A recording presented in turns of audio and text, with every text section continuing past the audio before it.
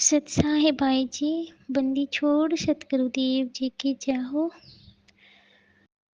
बड़े भैया जी, दासी की एक प्रॉब्लम है कि घर में अनुपदेशी हैं सारे, तो और दासी के रिमेनिंग के लिए बात चल रही है, और मेरा भाई भी है वो अनुपदेशी है, तो उसकी भी बात कर रही हैं।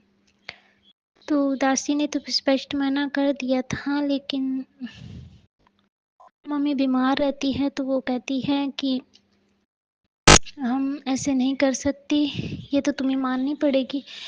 तो मम्मी कहती है कि भगत में करते हैं, कोई दिक्कत नहीं है, जगत में नहीं करेंगे। लेकिन वो साथ संगति वालों को तो जानते नहीं हैं, तो मैनेजमेंट वालों में वो पूछ रही हैं।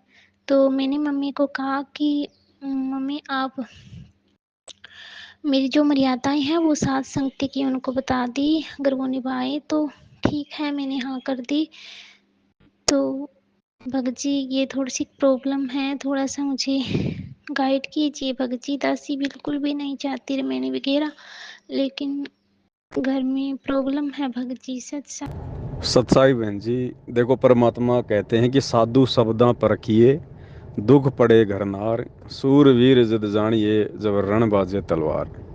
साधु शब्दां परखिए। भगत की पहचान उसके विचारों से, उसके मुंह से निकलने वाले शब्दों से हो जाती है, उसके हाव भाव से हो जाती है। आप इतने दिनों से साथ संगति से जुड़ी हुई हो, आपको हर चीज का भली भांति पता है, और अब आप एक प्रकार से दबाव में आ रही हो। इसको दबाव भी नहीं कह सकते बहन जी, क्योंकि जिसको ज्ञान हो जाता है वो संघर्ष करता है, फिर चाहे माँ हो, चाहे बाप हो, चाहे कोई भी हो। क्योंकि आत्म कल्याण के मार्ग में ना माँ की माननी ना बाप की माननी, चाहे माँ मरो चाहे बाप मरो। लेकिन यहाँ आपके खुद की ज्ञान की कमी है बहन जी। अब ये ज्ञान की कमी है या शादी करने की आपकी अंदर से रुचि है, या बाहर से खाली आप दिखावा कर रही हो, क्या है क्या नहीं है वो तो देखो आप ही बेटर जान सकती हो। बाकी आपने ये बात दास को बोलनी नहीं चाहिए थी, अगर आपको ज्ञान होता। देखो मैं शादी के लिए मना नहीं करता किसी को भी बहन जी, क्योंकि जिसका जहाँ संस्कार है वो जुड़ के रहेगा। लेकिन दास तो इतना कहता है कि वर्तमान में ये परीक्षा का समय है। सत्सेवक और मैनेजमेंट के बीच में ज्ञान आधार की लड़ाई चल रही है। और अब आप कह रही हो कि घर वाले मैनेजमेंट वालों से ही ब्याह करना चाहते हैं, तो मैं क्या करूं, मैंने तो उनको कह दिया। तो जब आपने उनको कह दिया तो फिर मुझे मैसेज करने की आपको आवश्यकता ही नहीं पड़नी चाहिए थी।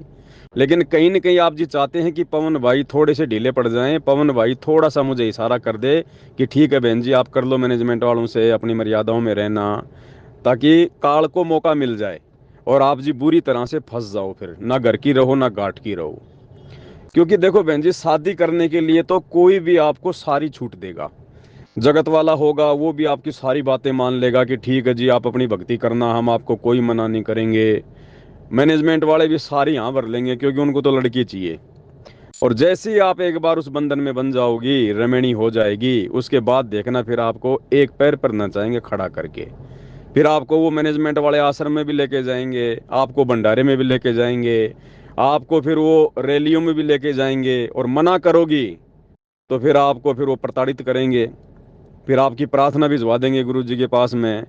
फिर भाई ये परीक्षा का समय है, गुरु जी आपको तुरंत कहेगा कि छोड़ दो उनको, साथ संगति वालों को कुछ लेना देना नहीं है, आश्रमों में आओ भक्ति करो। हो गया आपका सत्यानाश पूरा का पूरा। तो बहन जी मन को जगह क्यों दे रहे हो?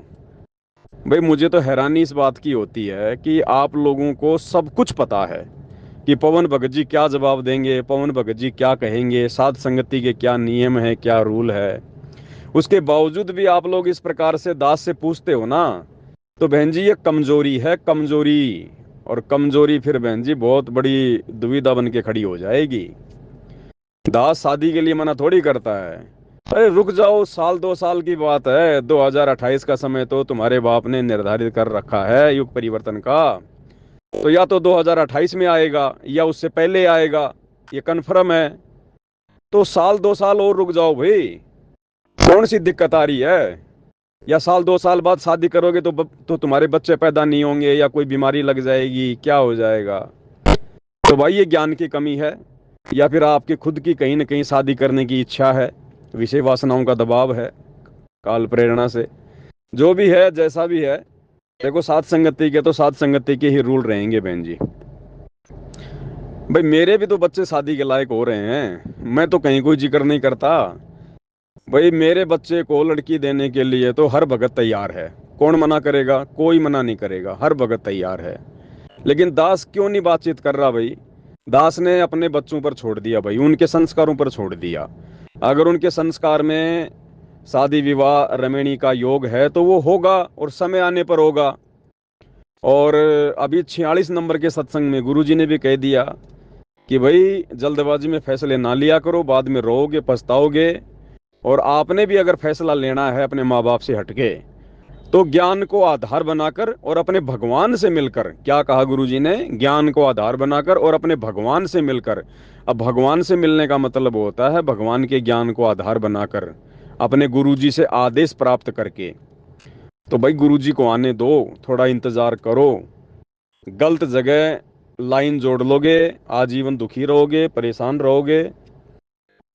ये भक्ति भी हाथ से जाएगी और भगवान भी हाथ से जाएगा तुम्हारी ब्याह शादी के चक्कर में। और ये 4 दिन के नखरे हैं बहन जी, ज्यादा नहीं है। ये शादी विवाह करके आदमी 4 दिन ही खुश रहता है, उसके बाद तो फिर रोना धोना है पूरा जिंदगी, उसका ध्यान रख लेना फिर। तो भाई माँ मरे तो मरे, अरे मरते मरते माँ तुम्हारे गले में गाटड़ा क्यों गाल के जा रही है? गाटड़ा जो जानवर ज्यादा मतलब इधर उधर दौड़ता है ना दूसरों की फसलों में, तो किसान क्या करता है, उसके गले में किसी खाट का टूटा हुआ पाया डाल देता है, चारपाई का पाया। अब वो ज्यादा तेज नहीं चल सकता, फिर ज्यादा तेज दौड़ेगा भगेगा तो उसके घुटनों पे चोट लगती है। तो ये तुम्हारी माँ तो मरेगी सो मरेगी, जाते जाते तुम्हारे तुम्हारे गले में खाट का पाया क्यों डाल के जा रही है? रुक जाओ बहन जी, थोड़ा इंतजार करो। भाई इससे ज्यादा दास कुछ नहीं कहेगा बहन जी, क्योंकि ये दबाव का मार्ग नहीं है। और ना ये मेरे दबाव देने से कोई मानने वाला, और ना मैं दबाव देने का अधिकारी। मैं क्यों दूंगा मैं किसी पे दबाव भाई? इस मार्ग में है ही नहीं दबाव, जब हमारा भगवान किसी पे दबाव नहीं दे रहा। 2014 बरवाला कांड के बाद में भगवान ने भक्तों को फ्री छोड़ दिया कि जो करोगे वैसा पाओगे। चुपचाप हमसे दूर जाके बैठ गया, तो हम कौन होते हैं दबाव डालने वाले? लेकिन सलाह देना हमारा फर्ज है, हमारा कर्तव्य है। सलाह हमने भक्त भाई बहनों को दे रखी है। इस संबंध में बहुत सारे वीडियो हमने बना रखे हैं। बाकी आप लोगों ने क्या करना है क्या नहीं करना है वो आप देख लेना। अभी थोड़े दिन पहले एक बहन थी हरियाणा से, उसने भी ऐसे जल्दबाजी में शादी कर ली। अब उसका फ़ोन आया बड़ी मुश्किल से, बोले अब उसने जगत में शादी कर दी, जबकि पूरा परिवार उसका उपदेशी है। बहन उपदेशी, वो उपदेशी, माँ उपदेशी, बाप ने नाम ले रखा था, बीच में छोड़ दिया।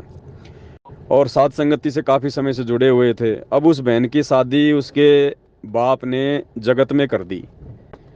और उसके बाद अब उस बहन की 1 महीने के अंदर ये हालत हो गई है, अब उसके पति में तो भूत आते हैं और उसके ऊपर सारी पाबंदी लगा दी गई है। उसका भक्ति करना दूभर हो गया, रोती है, फोन करती है वो छुप छुप के कि भगत जी मेरी तो जिंदगी बर्बाद हो गई। तो दास ने कहा भाई बर्बाद तो आप लोगों ने की है, हैं? जब दास ने इतने दिनों से इतने वीडियो बना रखे हैं, साथ संगति से आप जुड़े थे, हर बात आपको बता दी गई कि जगत जगत है। और अब ये काल साथ संगत वालों पे ही अपना दाव चलेगा, साथ संगत वालों को ही तोड़ने का प्रयास करेगा। तो दास तो हर बार कहता है भैया आने दो गुरुजी को, साल 2 साल में कौन सा तुम बूढ़े हो रहे हो, कौन सा जो है बच्चा पैदा करने की मशीन बंद हो जाएगी फिर। तो बहन जी थोड़ा इंतजार करो, रुको, जल्दबाजी मत करो। अरे माँ तो मर रही है तो मरने दो, वो तो मरेगी अपनी मौत, वो तो जो समय आएगा वो तो जाएगी। फिर ये तो वही वही ये तो फिर वही परंपरा हो गई। पहले वो दादा मरने वाला होता, उसके पोते होते 8-10 साल के, और वो दादा जो है वो जिद कर लिया करता था कि मरने से पहले मैं मेरे पोता की शादी करना चाहता हूँ, हैं, मेरे पोता की बहू का मुंह देखना चाहता हूँ। अब वो घर वाले जल्दबाजी में उस बच्चे की शादी कर देते।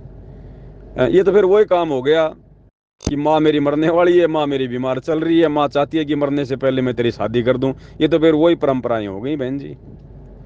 तो अब देख लो, विचार कर लो क्या करना है क्या नहीं करना है।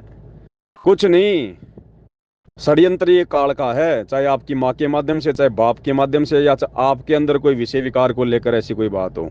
षड्यंत्र काल का है, काल का काम है इनको फंसा दूं। ये थोड़ी बहुत आत्माएं जो स्वतंत्र हैं, जो भक्ति जो मर्यादा में रह के कर रही हैं, इनको भी अपने षड्यंत्र में बांध लूं, जाल में फंसा लूं। वो शिकारी है वो भैया, हर प्रकार के दाने डालेगा। अब कौन भगत कौन से दाने में फंसेगा, ये भाई उस भगत के संस्कारों के ऊपर निर्भर है। बाकी दास तो यही सलाह देगा, साल 2 साल और रुक जाओ, उसके बाद अपने बाप से आज्ञा लेके, अनुमति लेके फिर शादी कर लेना। क्योंकि वर्तमान में चाहे कोई सत्सेवक हो और चाहे कोई मैनेजमेंट वाला हो, इनके ऊपर किसी प्रकार की कोई बंदिश नहीं है, कोई दबाव नहीं है। ये ज्ञान हर किसी को समझ में नहीं आता बहन जी। सात संगत में भी कोई गिने चुने हैं, सात संगत में भी बिल्कुल कोई 10 15 20 भगत है जो बिल्कुल, जिनको अपना जन्म मरण ही समाप्त करना है और जीवन का कोई मकसद ही नहीं है। बाकी ये काल हर जगह बैठा है बहन जी, हर जगह दाने डाल के बैठा हुआ है। मौका जब आता है, जब परमात्मा देखता है भगत में कितनी दृढ़ता है, उस समय फैल हो जाते हैं। तो देख लेना बहन जी क्या करना है क्या नहीं करना है। बाकी दास का तो जो विचार है वो आप जिस लगातार सात संगतियों से सुन ही रहे हो, इससे हटके मेरे कोई विचार नहीं है। बंदी छोड़ सतगुरु रामपाल जी भगवान की जय हो।